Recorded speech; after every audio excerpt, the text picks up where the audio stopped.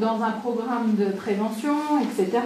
Et donc ces mouvements, le fait donc, de marcher sur place, après on ouvre, on croise, on ouvre, on croise, ça va faire travailler l'équilibre, hein, également. Et puis après, coordonner. On part vers la droite, on repart vers la gauche. Tout ça, ça permet, en fait, c'est des mouvements, effectivement, que font faire certains médecins pour tester le niveau d'activité physique, etc.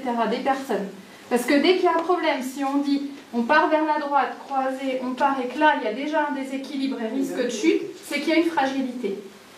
Et que là, du coup, on peut demander des examens complémentaires ou dire à la personne de recommander certaines activités. On ne va pas d'aller lui dire de faire de la Zumba, par exemple. Hein, je vous dis ça. Ou la personne va dire aussi, moi je voulais faire ça, mais attention, il y aura peut-être risque de chute. Donc toujours avec l'objectif d'arriver à prendre soin de soi et de concilier les activités les plus adaptées possibles selon son âge et selon ses capacités. Hein, c'est ça qui est vraiment important. Hein.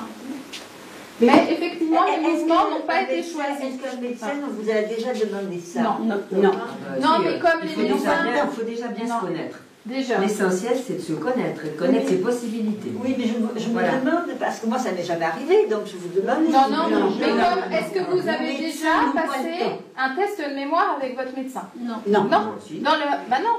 Si, déjà. Oui. C'est exceptionnel. Oui. C'est très très rare. Oui. C'est très très rare.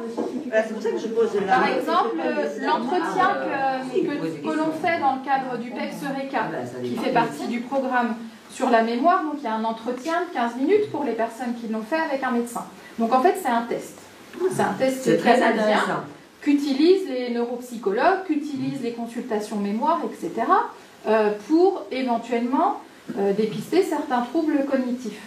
Ce test-là, ce sont vraiment les personnes formées du domaine qui l'utilisent. Alors que les médecins traitants, ça pourrait avoir ce test déjà à la base pour s'ils ont un doute ou ne serait-ce qu'une fois par an, vérifier l'état cognitif du patient. Parce que c'est un test qui prend 10 minutes, grand maximum, mais qui permet déjà de voir s'il y a des troubles ou pas. Mais c'est pareil que l'activité physique, c'est pas mesuré. Oui, c'est Ça bon. ne fait pas partie des consultations. Oui, mais on l'a passé. Vous l'avez On fait, l'a oui. un quart d'heure. Et quand vous avez En individuel. fait également l'atelier équilibre, Oui. il y a des tests Oui, équilibre et exactement. on vous fait, on vous fait faire ces mouvements-là. On l'a fait également. Donc en Mais fait, si vous tu l'as voyez, fait, bah, dans vous cette avez- chorégraphie, on retrouve les, finalement ces Très mouvements. intéressant. Voilà, on aurait pu dire, tiens, on invente avec le groupe une chorégraphie. C'était pas le but du jeu.